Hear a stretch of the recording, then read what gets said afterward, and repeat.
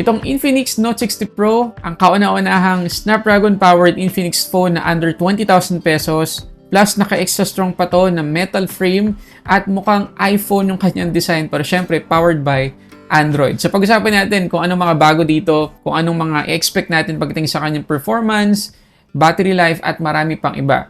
Pero doon muna tayo sa presyo. So itong Infinix Note 60 Pro ay mabibili natin sa dalawang variant. A256, 17,999 pesos, pero magiging 15,999 na lang sa kanilang promo. Yung isa pang variant ay 12 256 GB, 19,999 naman yung SRP niyan, pero 17,999 na lang sa promo nila. At sa bawat purchase nyo ng Infinix Note 60 Pro, makakatanggap kayo ng discounted price para dito sa bago nilang smartwatch, ang X-Watch N5 Pro Spin into Foresight. Ang reason niyan ay dahil meron tong rotating bezel at crown. So kapag iniikot natin yung crown, umiikot din yung bezel, vice versa. So kapag inikot natin to, umiikot din yung crown at magagamit natin yan sa pag-navigate. So meron siyang leather strap, pero kung ayaw nyo yan sa box, meron pa tayong rubber strap. So unboxin natin itong Infinix Note 60 Pro.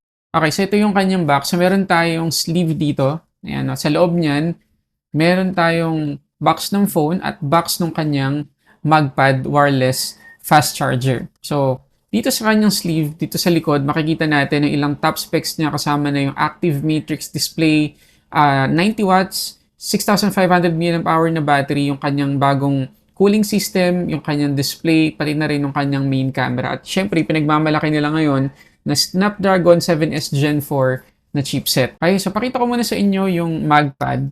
So, again, ito yung kanilang wireless charger para dito sa Infinix Note 60 Pro. Napakasimple lang. Ayan, bilog lang siya. Magnetic to. Tapos, USB-C yung kanyang port. Walang kasamang cable dun sa mismong separate na box. Pero, syempre, dito sa loob ng Note 60 Pro, meron yan. So, open natin. Document sleeve, yung una nating makikita, Note 60 series. Then, meron tayo ditong SIM ejector pin. Tapos, sa loob, documentations, at yung kanyang case. So, napaka-importante nung case na kasama dito kasi magagamit natin na maayos yung MagPad. Yan, kasi may magnet yung case. Yan. Ay, strong yung magnet niya, guys. Hindi talaga yun malalaglag. So, ito yung talagang kailangan na kailangan natin kung gusto natin gumamit ng wireless charging. So, ito na yung ating Note 60 Pro. So, yung nandito sa atin ay itong Solar Orange. Ito yung pinaka-popular na kulay ng Note 60 Pro sa kanilang lineup. Popular kasi sa karamihan sa mga ads or banners na makikita nyo dito sa Note 60 Pro, ito talagang orange yung pinopromote nila. At hindi naman natin masisi kasi maganda talaga at mukha talagang kulay ng iPhone 17 Pros. Pero if ever na ayaw nyo itong orange, meron pa silang Mist Titanium, meron pa silang Torino Black, Deep Ocean Blue, tsaka Mocha Brown. Tapos kapag nilagay pa natin sa kanyang case, tinangin naman, mukhang iPhone talaga. Antindi. Tabi muna natin yan. For now, tingnan muna natin yung ilalim ng box. So meron tayo ditong 90 watts na Infinix charging brick. USB-A yung kanyang port. Tapos yung ating USB-C to USB-A cable. Ayan. So alamin natin ngayon ng mga bago, lalong-lalo na dito sa design ng Note 60 Pro. Unahin natin yung nandito sa my left side. So makikita natin yung ating one tap button. So meron tong one press at saka long press action. So sa one press, ang default action niya ay matatawag natin yung AI or AI assistant ng Infinix or XOS.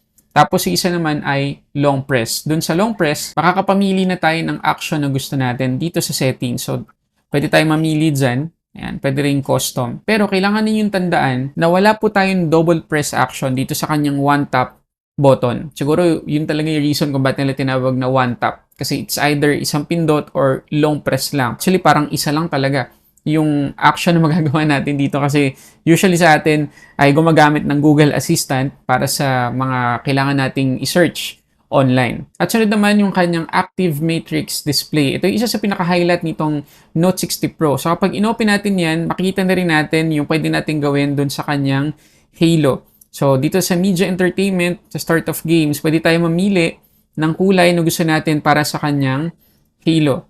Halo Light. So ayan ang default. Yan. Tapos pwede rin ibang kulay. Okay? Tapos, yung isa naman ay yung ating Active Matrix or Matrix Display. So, meron tayong dalawang option. Dito sa Matrix Studio, pwede tayong gumawa ng sarili natin na lilitaw dito. So, dito muna tayo sa widget. So, pwedeng gamitin yung mga nandito na halimbawa itong greeting. Meron ding nap. Meron din tayong Simba or parang lion siya. Yan. Cute, di ba? Tapos, kagaya ng sinabi ko kanina, dito sa pinakababa, meron tayong My Styles. So, pwede tayong gumawa ng sarili natin. Pwedeng text. Pwede ring hand-painted. Yan. Pwede tayong gumawa ng kahit ano lang na gusto natin. At pwede na yan ditong lumitaw sa options natin. So, kapag sinelect natin yan, ayan. Diba? Pwede rin itong ginawa kong text. Sulit. Galing, di ba? So, pwedeng pangalan natin or whatsoever. Kung gusto natin ng reminder, halimbawa, pwedeng date o kaya isang word na magpapaalala sa atin ng kailangan natin gawin na bagay. At para sa iba pang setting ng kanyang active matrix display, dito sa ibaba, pwede nating enable yung mga notifications para doon sa matrix display. So, hindi natin kailangan buksan palagi or pailawin yung screen para lang malaman natin kung ano yung notification natin. Dito pa lang, kung meron talaga tayong inaabangang notification, tapos may meeting tayo or may event na kailangan naka-silent yung phone, tapos nakataob lang yung ating Infinix Note 60 Pro, dito makikita natin kung kailangan natin galawin yung phone or dumating na yung notification na hinihintay natin. At meron siyang widget dito sa home screen, para ma-enable natin anytime na gusto natin. Pero baka mag-isip tayo, baka malakas naman sa battery consumption yung active matrix display kung i-on natin the whole day. Well, dun sa experience ko, mga 3 to 5% lang inabawas sa battery ko nung ginamit ko to the whole day. As in, walang patayan, may naka-display lang dito. Pero syempre, didepende pa rin yan kung anong klaseng effect yung pipiliin natin para sa matrix display na ginawa natin at parami pang iba. Gaano rin kalaki or kung ano talaga yung sasakupin niya dito sa display. So, madaming parameters tayong kailangan i-consider. Okay, so iwanan na muna natin yung active matrix display. So, tingnan natin yung iba pang aspect. Dito sa taas, makikita natin yung ating IR blaster, secondary speaker, secondary microphone, at meron tayong JBL na branding dito kasi tuned by JBL yung stereo speakers natin dito sa Note 60 Pro. Dito naman sa may ilalim yung ating main speaker, USB-C port, main microphone, pati na rin yung ating SIM tray. Speaking of SIM tray, 256GB na talaga yung internal storage ng Note 60 Pro, alinman dun sa dalawang variant yung piliin natin. So yung tumaas lang ay yung kanyang physical RAM. So, isang 8, isang 12 gigabytes. Wala tayong lalagyanan ng microSD card dito, so hindi natin ma-expand yung kanyang storage. Pero 5G connectivity naman. Wala tayong eSIM support dito, pero tingnan natin kung gaano kabilis yung 5G connection natin dito. Kagaya dati dito sa Ookla muna tayo. So, 150 Mbps yung ating download speed na nakuha dito. 12.4 Mbps naman yung upload speed. Well, not bad. Pero mas mataas naman yung nakuha natin dito sa Google Speed Test. 222.9 Mbps download, tapos 26.2 Mbps naman yung upload speed. At panghuli dito sa fast.com, 290 Mbps yung download, 19 Mbps naman yung upload. Not bad.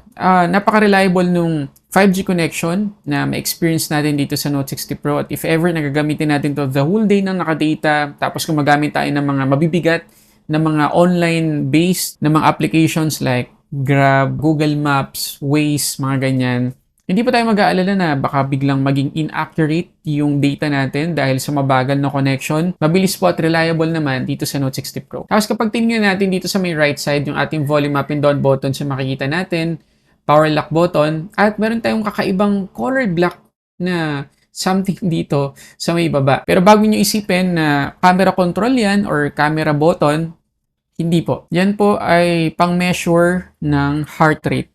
Yan. So, hindi po siya button. Hindi natin siya magagamit sa camera application or sa iba pang action na gusto natin. Hindi ko na-feel talaga na sobrang necessary nitong part na to. Pero, thank you na rin. At para sa mga curious kung kumusta yung haptics nitong Note 60 Pro, goods na goods po. Napakaganda pong gamitin ng kanyang vibration, so wag niyong i-off. At panghuli guys, yung kanyang ingress protection, meron tayong IP64 na rating dito. So kung matalsikan to ng tubig or mabasa ng ulan, no problem. Pagdating naman sa performance, naka XOS 16 na tayo dito out of the box, 16.1 to be exact, tapos Android 16 na yan. Snapdragon 7S Gen 4 naman yung ating chipset, LPDDR4X yung ating RAM, at UFS 2.2 naman yung ating internal storage. At pinapromise ng Infinix na makakatanggap to ng 3 major Android upgrades. So, from Android 16 to Android 19, yung matatanggap nito. Pero, pagdating sa security patch, hanggang 5 taon. So, salamat.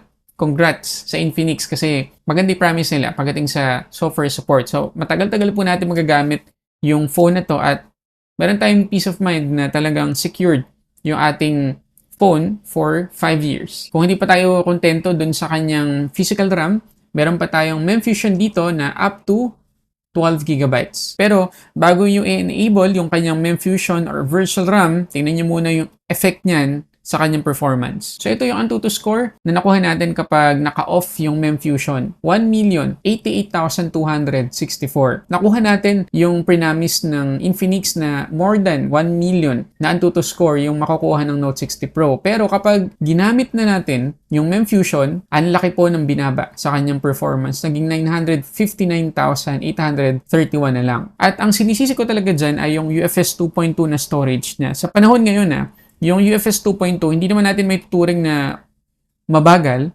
Pero para sa akin, sa point of view ko, yan na yung bagong eMMC 5.1 sa ngayon. So, hindi siya nakakawaw.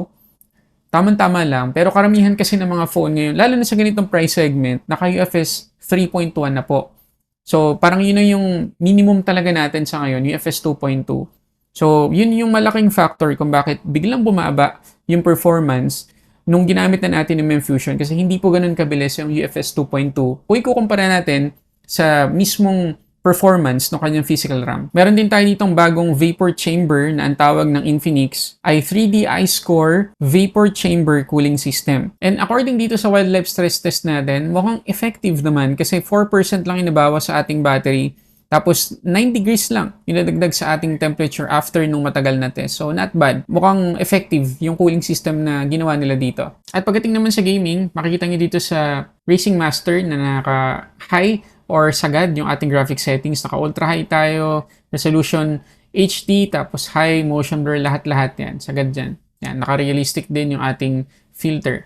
Tapos, kung gusto ninyong isagad pa rin yung performance, swipe nyo lang dito. Ayan, meron tayong X-Boost AI, select nyo lang performance. Well, dito sa mismong gameplay, hindi sobrang na-generate lahat ng graphics, no? Pero almost all, makikita naman natin, maayos naman yung rendering niya ng graphics. Walang problema. Okay din yung mga reflections and all, pero sa una, nung nag-start yung game, may na-feel akong stutter sa kanya. Parang struggle. Pero habang tumatagal yung gameplay, nawala na yon, naging smooth na all the way. Ayan, no? Wala naman na tayong frame drops or pagbagal na mapapansin sa kanya. So overall, kahit sa mga ganito kabigat na mga games, okay naman yung Note 60 Pro, lalo na kung mga casual gaming lang naman. Pero kung yung mga high FPS na gaming na hindi naman sagad yung graphics, kakayanin din ng phone na to kasi nga design din to for high FPS na gaming, lalong-lalo na naka 144Hz na refresh rate to. So pag-usapan natin yan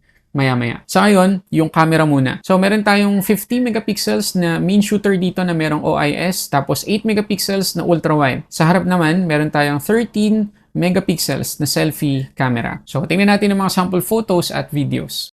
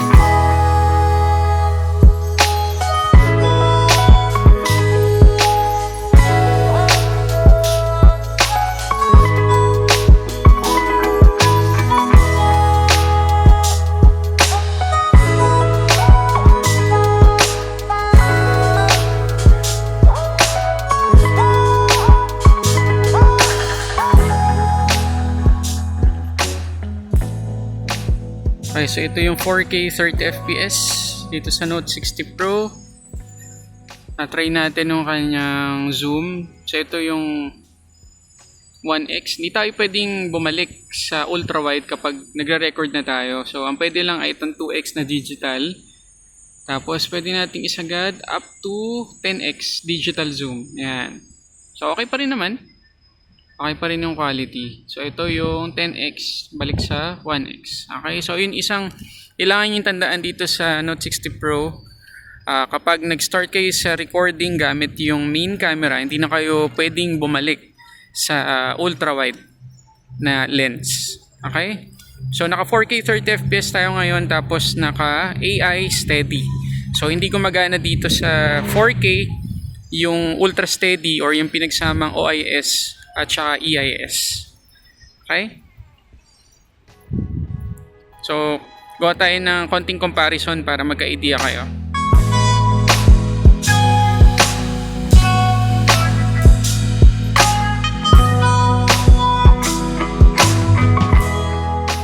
Okay, so ito naman yung 4K video recording dito sa selfie camera nitong Note 60 Pro.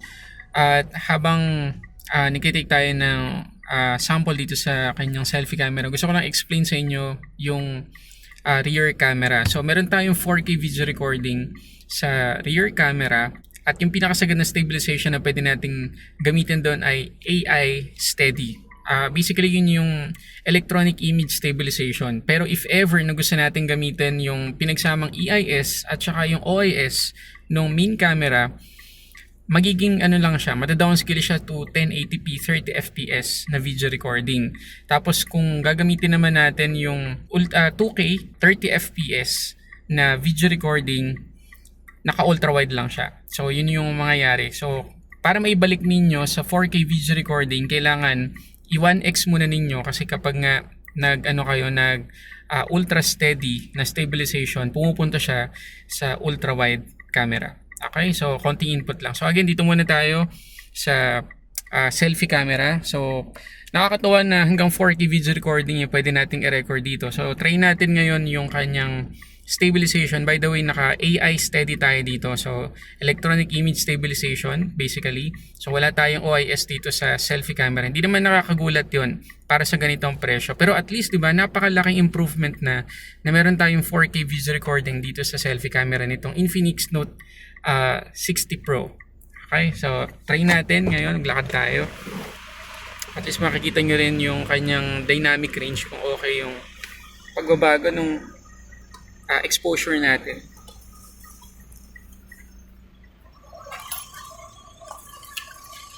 Okay. Tayo sa labas. Lakad tayo. Tingnan natin yung stabilization.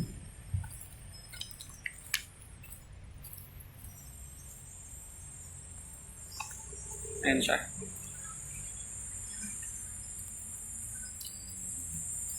Okay. So ano masasabi nyo sa stabilization nitong Note 60 Pro selfie camera? Comment kayo dyan. Pagdating naman sa battery, kagaya na makikita nyo, 6,500 mAh yung ating battery capacity, 90 watts yung charging speed kapag wired. Pero meron pa siyang 30 watts na wireless charging at bypass charging. At yung battery daw nitong Note 60 Pro ay meron ding self-healing ability. So meron tong marirecover na 1% battery health every time na umaabot tayo ng 200 cycles. So, at least mas matagal yung battery health natin dito compared sa ibang mga phone na walang ganyang feature.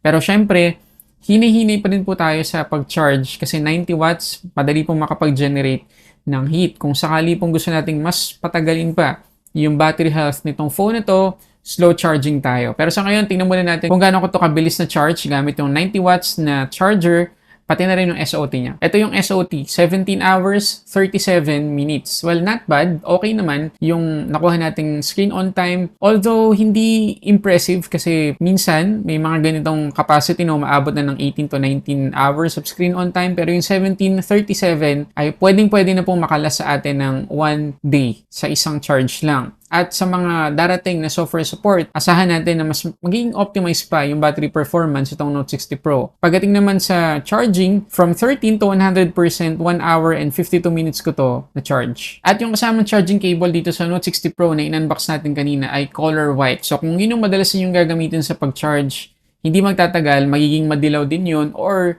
madali yung dumihan, mamantsahan. So ang ginagamit kong cable ay ito. Ayan, braided na siya. So para dun sa mga palaging on the go, ganyan, dinadala yung kanilang charger sa labas. Mas maganda yung mga ganitong klase ng charging cable, yung braided na mas matibay, hindi rin dumihin. Tapos may reinforcement pa siya dito. Ayan. So, kahit na matiklop ng ganyan, hindi siya mapupunit, hindi siya mababali. So, safe na safe po itong cable na to. Isang tip lang naman nun kung gusto niyo gumamit ng pangmatagalan at matibay talaga na charging cable. Pagdating naman sa display, meron tayo dito 6.78-inch AMOLED, 1.5K resolution, 144Hz yung max refresh rate. Protected tayo dito ng Corning Gorilla Glass 7i at aabot ng 4,500 nits yung peak brightness ito. So, kahit pa outdoor natin gamitin itong Infinix Note 60 Pro, kitang-kita pa rin po natin yung display kahit pa sa katirikan ng araw. So, napakalaking advantage niyan, lalo na dun sa gagamit ito ngayong bakasyon. Meron pa tong support sa HDR content, lalo na dito sa YouTube at sa ibang mga social media platforms. At makikita niyo yung bezels niya, manipis lang.